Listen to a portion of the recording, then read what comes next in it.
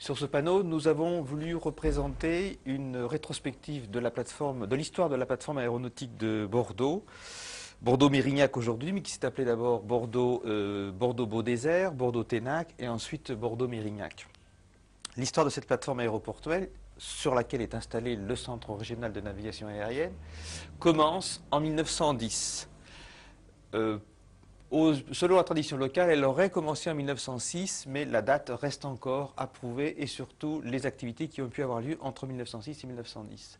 La première date donc importante est 1910, puisque trois événements ont eu lieu pendant cette année-là. Premièrement, le premier survol de la ville de Bordeaux par un avion. Deuxièmement, le premier voyage aérien de Paris à Bordeaux.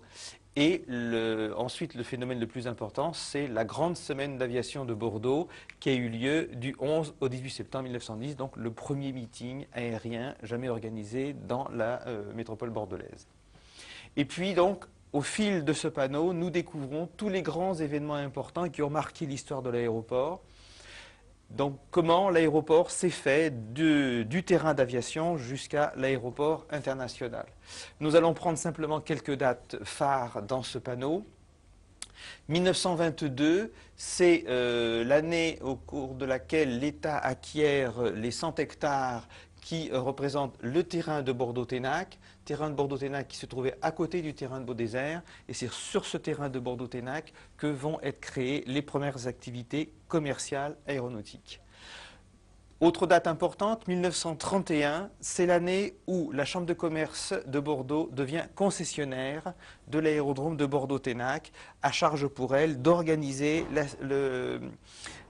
l'exploitation commerciale de l'aérodrome et d'y créer un aéroport. En 1924, s'était installée à Bordeaux une première usine de fabrication d'avions et en 1934, 10 années plus tard, c'est Marcel Bloch qui arrive pour prendre la responsabilité de cette usine. Marcel Bloch qui s'appellera plus tard Marcel Dassault. Donc, vocation aéronautique confirmée pour la plateforme aéroportuaire puisque les avions Marcel Dassault sont de réputation internationale et il y aura une très importante usine construite à la périphérie de la plateforme aéroportuaire. 1937, c'est l'inauguration de la première aérogare de Bordeaux-Mérignac. Malheureusement, cette aérogare aura une vie relativement courte puisque elle n'aura une existence commerciale que de 3 années. 1940, l'occupation allemande fait que l'aérodrome est fermé. 1942, l'aérodrome est bombardé et l'aérogare entièrement détruite sous les bombes anglaises et américaines. Ce qu'il faut savoir, et ce qui a justifié l'occupation allemande, c'est qu'en 1936, l'armée de l'air, intéressée par le site de Bordeaux, avait réussi à transformer le statut de l'aéroport de Bordeaux en aéroport mixte civil et militaire. Et en 1936, s'était donc créée la base aérienne 106 au sud des pistes de Ténac. Et on sait aujourd'hui l'importance que peut avoir la base aérienne encore sur la plateforme aéroportuaire. Après l'occupation allemande, bien sûr, l'aérodrome est entièrement dévasté par les bombes, 3000 impacts de bombes qui ont détruit les bâtiments et les pistes. Petit à petit, l'aérodrome reprend ses activités. En 1946, une aérogare provisoire en bois est installée et à proximité de cette aérogare, une tour de contrôle avec à ses pieds un bâtiment toujours en bois, dans lequel va s'installer le premier centre de contrôle régional qui vient d'être créé. Et puis 1947, c'est la construction de la fameuse usine Dassault dont j'ai parlé tout à l'heure, qui a été construite spécialement pour la fabrication de la série des avions Marcel Dassault 315, les fameux Flamands. Petit à petit, l'activité commerciale de l'aéroport s'agrandit et il faut envisager la suppression des bâtiments provisoires en bois et construire une nouvelle aérogare qui sera entreprise à partir de 1959 et inaugurée en 1960. Très rapidement, dans l'année qui suit, on installe au sommet de la tour de contrôle une antenne radar, ce qui permet au centre de contrôle régional de venir s'installer dans un bâtiment de l'aéroport. C'est le 3e centre de contrôle. Un autre s'était installé provisoirement dans un bâtiment en dur, mais le 3e centre donc, va venir s'installer dans l'aile de l'aérogare et bénéficie pour la première fois d'une image radar. Rapidement, on peut aussi évoquer la naissance en 1962 de la compagnie Airlec. C'est la première compagnie aérienne d'avions taxi créée à Bordeaux.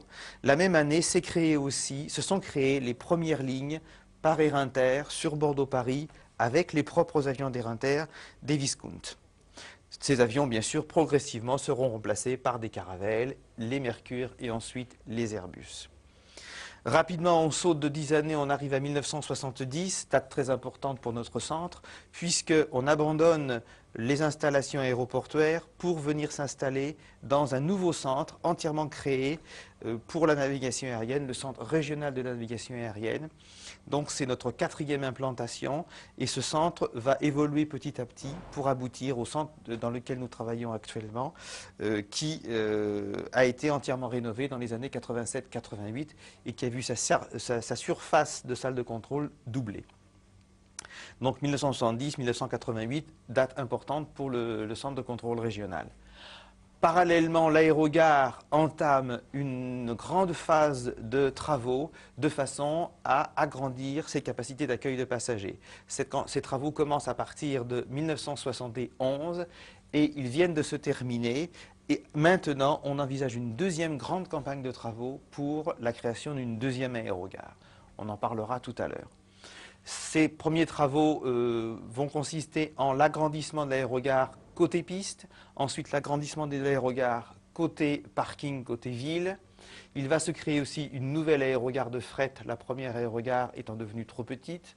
Récemment, en 1990, vient d'être inaugurée la deuxième aérogare de fret, la première étant supprimée, et cette nouvelle aérogare de fret étant installée sur des anciens, sur une partie du terrain qui avait été récupérée à l'armée de l'air. On peut aussi rappeler rapidement la création des lignes par Air France et UTA à partir de Boeing 747, à partir des années 1979. Et puis en 1980, on commence à s'intéresser un peu à l'histoire de l'aéroport et est éditée une carte postale qui fête les 75 ans de l'aéroport. Et puis en 85, donc une grande exposition qui avait été organisée par l'aéroport et la mairie de Mérignac dans l'aéroport.